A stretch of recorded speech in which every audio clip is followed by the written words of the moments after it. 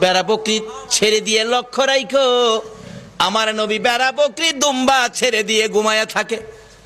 লোকেরা আইসা খবর দেয়, খাদিজা গো, এমন রাখাল রাখছো, বেড়া বকরি দুম্বার দিকে খবর নাই, ঘুমায়া থাকে।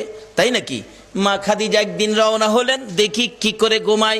যাইয়া দেখে বেড়া বকরি দুম্বা ছেড়ে দিয়ে আমার আপনার নবী ঘুমিয়েছে।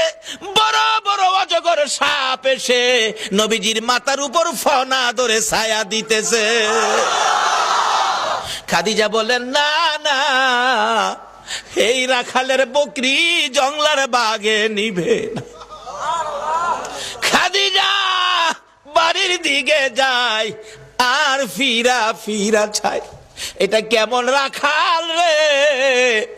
এই রাখাল তো সাধারণ কোনো মানুষ নয়।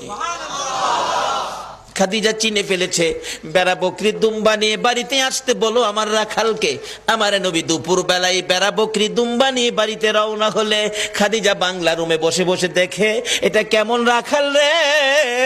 যে রাখাল রৌদ্রের মধ্যে আসতেছিল, আকাশের মেঘের টুকরা এসে রাখালের উপর ছায়া দেয়।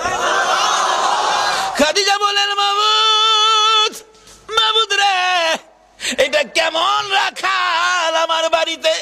নিশ্চয়ই উনি সাধারণ কোনো মানুষ নয়, নিশ্চয়ই কোনো মহামানব হবে। আসেন, আর বেড়া বকরি দুম্বা আপনাকে চড়াইতে হবে না, শুধু এই জায়গার মধ্যে 2 ঘন্টার